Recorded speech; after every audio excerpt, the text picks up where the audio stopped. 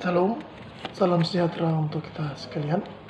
Perkenalkan, nama saya Leonardo Manoma, mahasiswa Fakultas Hukum Universitas Pembangunan Indonesia Manado, kelas B2 20 Ekstensi. Saat ini saya akan sedikit memaparkan tentang tugas yang diberikan oleh dosen mata kuliah Hukum dan Hak Asasi Manusia tentang hukuman mati bagi pengedar narkoba. Nah, sebelum kita lebih jauh lagi mengenai hukuman mati bagi pengedar narkoba, kita akan membahas dulu tentang etimologi hak asasi manusia. Dimana untuk etimologi hak asasi manusia ini terbagi tiga, yaitu hak yang meliputi hak dan kewajiban, kemudian ada asasi. Ini merupakan hal yang amat mendasar, tidak bisa tidak. Kemudian manusia dalam hal ini manusia yang hidup dan itu terhitung sejak masih dalam kandungan. Kita ketahui bersama bahwa ada dua konsep mengenai hak asasi manusia, yaitu positive right dan natural right. Di mana positive right adalah hak yang dimiliki oleh manusia menurut aturan hukum positif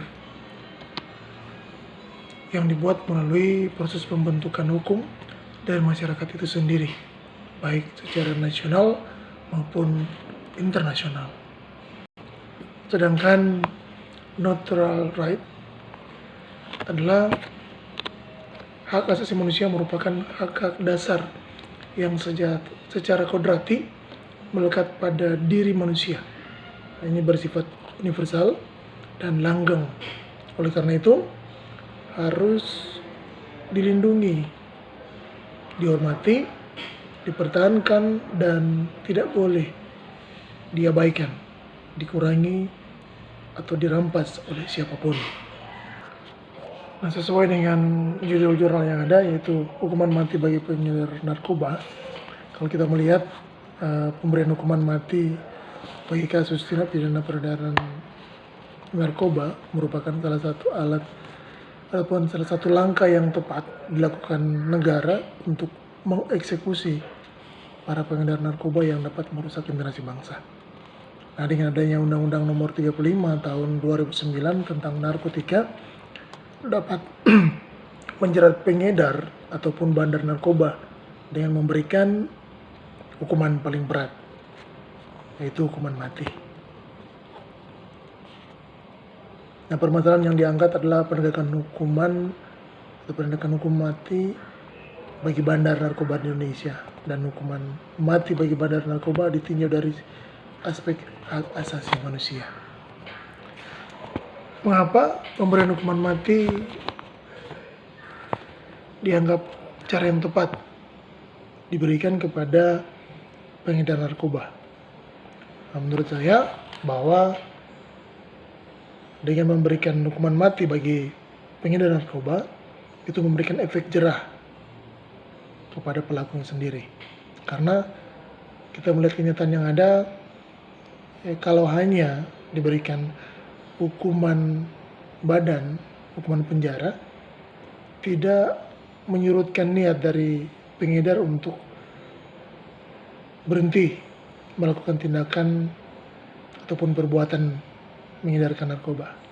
Kalau kita melihat pernah terjadi kasus Freddy Budiman, di mana walaupun dia ditempatkan dalam lembaga, dia bisa mengatur sistem yang baik untuk pengedaran narkoba.